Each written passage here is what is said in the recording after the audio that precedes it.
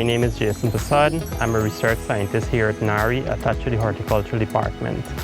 And what I would like to talk to you today about is setting up your own container garden.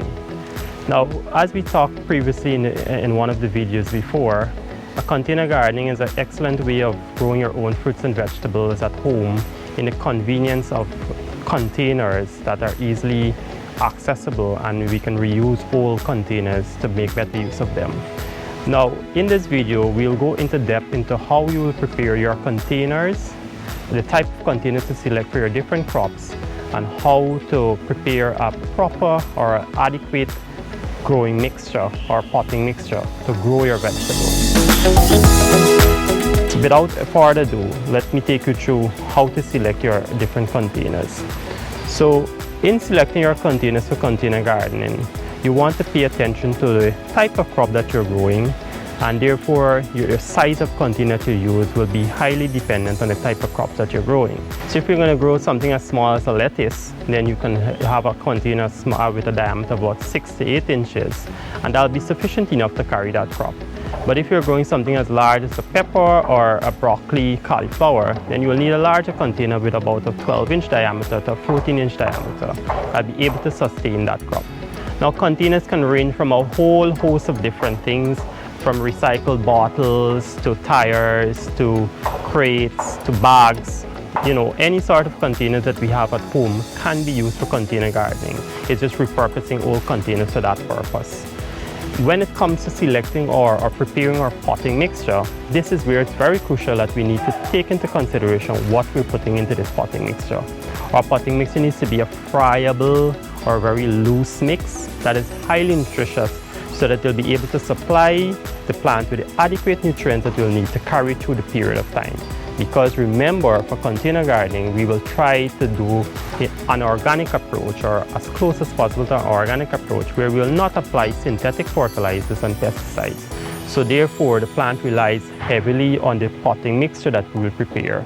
So therefore, a good potting mixture should have an average of about 60 to 65% of organic of soil to 30 to 35% of organic matter.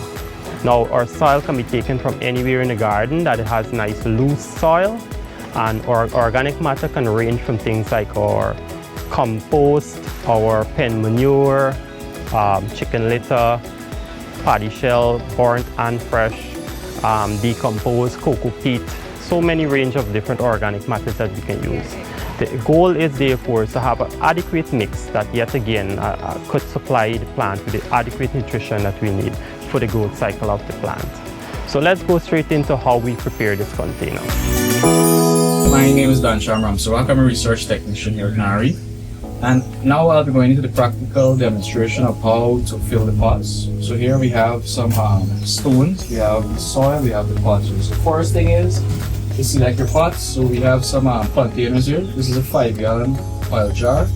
And we put some holes at the bottom here, as you can see. Also we have here a gallon bleach container.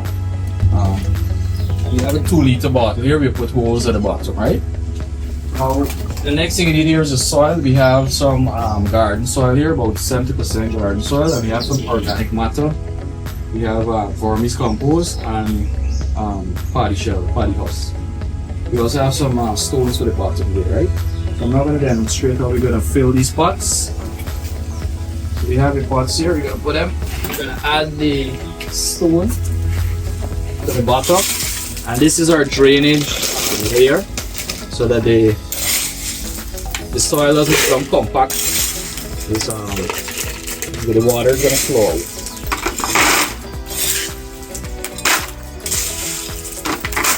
Right? So that's stone layer there at the bottom of each container, not too much, just like an inch, so the water will flow out. Right? Secondly, we're going to mix our soil. Right, so this here is the 70% garden soil, and the paddy shell, and the vermis compost.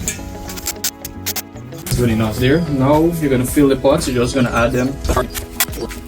Right, this one.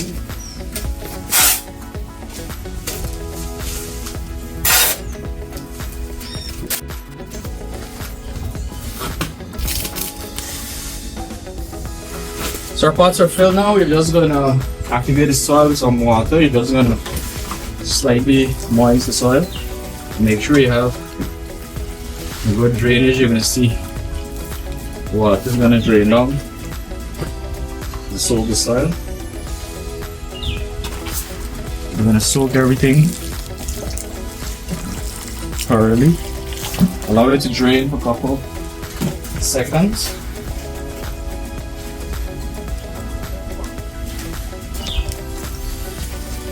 Alright, so now we're going to transplant our plants to the container. So we have here peppers. So we're going to put the pepper in a bigger pot because it requires more space for the root to grow. Put the lettuce in this 2-liter bottle. And we have some seeds here, some pak choy seed. So you can also plant seeds or the seedling, right? So you have to be mindful of the size. So these smaller plants, the root doesn't go more than 6 inches down. This root is going to go almost 12 inches or more. So you have the pak choy seed. I'm going to show you the seed first. You take your small seeds and you just put them in the center here.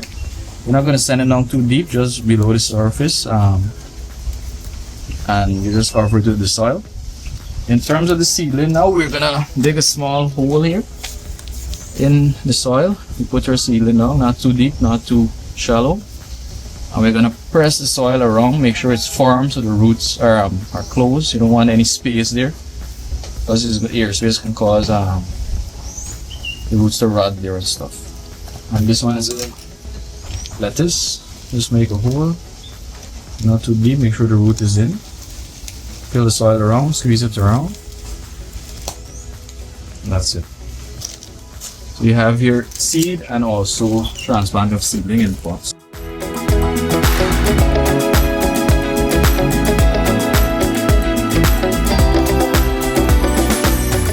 It has been approximately 6 weeks since we would have sown our seedlings, and as you can see, we have a blooming head of pak choy.